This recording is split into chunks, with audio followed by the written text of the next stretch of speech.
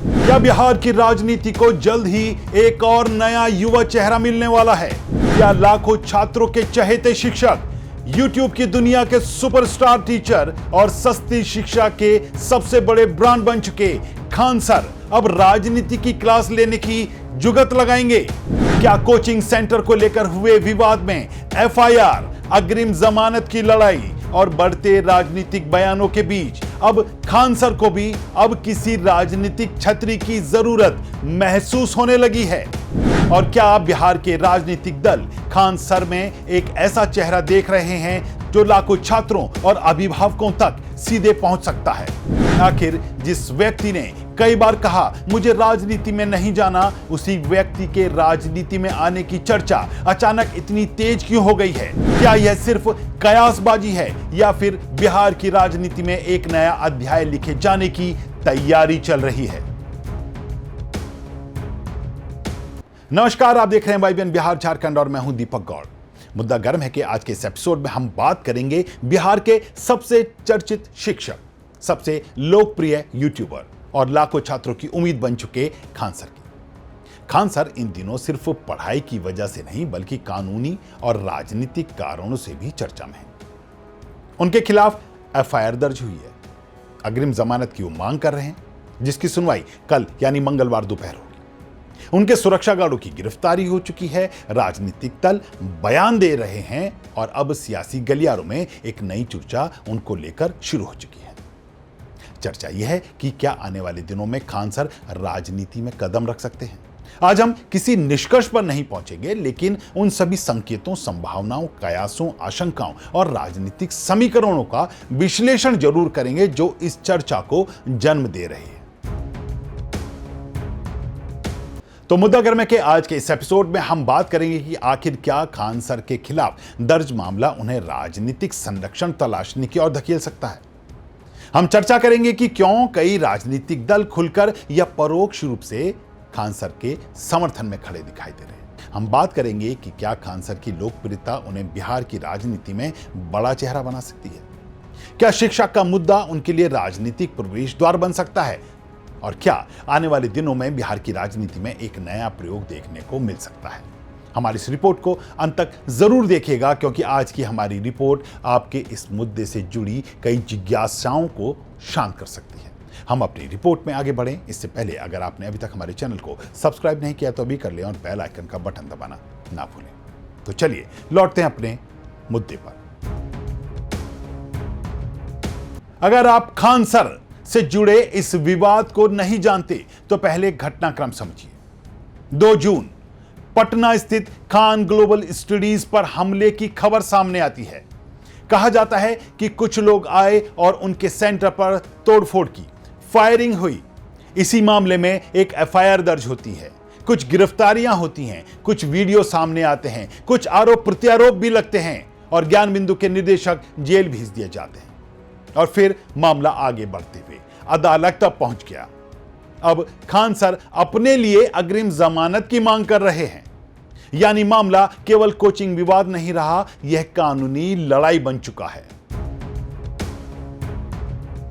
और यहीं से एक बड़ा सवाल पैदा होता है कि क्या जब कोई व्यक्ति लाखों लोगों के बीच लोकप्रिय हो और अचानक कानूनी विवादों में घिर जाए तो राजनीतिक दल उसकी ओर आकर्षित नहीं होते,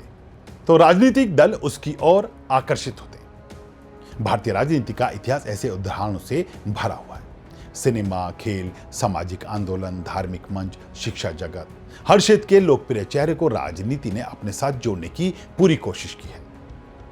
तो क्या अब खान सर भी उसी सूची में शामिल हो सकते हैं?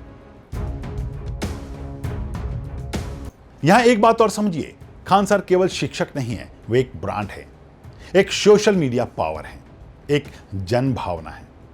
उनके वीडियो करोड़ों बार देखे जाते हैं, उनकी कोचिंग में लाखों छात्र पढ़ चुके हैं और सबसे महत्वपूर्ण कि उनकी पहुंच सीधे छात्रों और अभिभावकों तक है, यानी एक ऐसा वर्ग जो हर चुनाव में निर्णायक भूमिका निभाता है। आप बताइए, अगर किसी शिक्षक के लाखों समर्थक हों तो क्या राजनीतिक दल उसे अपने साथ जोड़ने की कोशिश नहीं करेंगे? कमेंट करके अपनी राय जरूर बताइएगा। अब बात करते हैं राजनीतिक प्रतिक्रियाओं की। पप्पू यादव ने बयान दिया है। उन्होंने कहा बिहार की शिक्षा व्यवस्था को बदनाम करने की साजिश हो रही है। उन्होंने खान सर के योगदान की तारीफ की। दूसरी तरफ वामपंथी नेताओं ने भी उनके सस्ते शिक्षा मॉडल की चर्चा की। कुछ विपक्षी नेता भी सवाल उठा रहे हैं, यानी खान सर अब सिर्फ शिक्षक नहीं रह गए, वो राजनीतिक बहस का हिस्सा बन चुके हैं। ध्यान दीजिए, यहीं से राजनीति शुरू होती है, क्योंकि राजनीति वहां पहुंचती है जहां जन समर्थन दिखाई देता है, और खान सर के पास जन समर्थन है, भारी जन समर्थन, युवा समर्थन, छात्रों का समर्थन, अभिभावकों का समर्थन, यानी वह आधार जिसे कोई भी राजनीतिक दल नजरअंदाज नहीं करना चाहेगा। अब यहां एक और दिलचस्प पहलू है। खान सर हमेशा कहते हैं कि उनका मकसद पैसा कमाना नहीं, वो शिक्षा को सस्ता बनाना चाहते हैं। हाल ही में वायरल उनके एक वीडियो में उन्होंने कहा कि अगर उनका संस्थान बंद हो गया तो कई कोचिंग संस्थानों की फीस बढ़ सकती है। यानी उन्होंने खुद को सस्ती शिक्षा बनाम महंगी शिक्षा की बहस के केंद्र में ला दिया। और राजनीति में मुद्दे परसेप्शन ही सबसे बड़ी ताकत होते हैं। जरा सोचिए, अगर कोई नेता कहे मैं बिहार के बच्चों के लिए सस्ती शिक्षा चाहता हूं, मैं कोचिंग माफिया के खिलाफ हूं, मैं शिक्षा सुधार चाहता हूं, तो क्या उसे जनता का समर्थन नहीं मिलेगा? यही वह सवाल है जिसकी चर्चा अब बिहार के राजनीतिक गलियारों से लेकर आम आदमी की जमीन तक हो रही है। हालांकि यहां एक बात साफ कर देना जरूरी है कि खान सर ने अभी तक राजनीति में आने का कोई ऐलान नहीं किया है। उन्होंने पहले कई बार राजनीति से दूरी बनाने की बात कही है। उन्होंने खुद को शिक्षक बताया और शिक्षा को अपना मिशन कहा है। इसलिए यह कहना गलत होगा कि वह राजनीति में जाने वाले ही हैं। लेकिन राजनीतिक चर्चाओं और राजनीतिक संभावनाएं अलग चीज हैं, और फिलहाल चर्चा तेज है। अगर कल खान सर किसी राजनीतिक दल में शामिल होते हैं तो क्या आप उनका समर्थन करेंगे, या आपको लगता है कि उन्हें केवल शिक्षा क्षेत्र में ही रहना चाहिए? अपनी बात हमें कमेंट करके जरूर बताइए। अब आते हैं सबसे महत्वपूर्ण सवाल पर, क्या खान सर को राजनीतिक संरक्षण की जरूरत पड़ सकती है?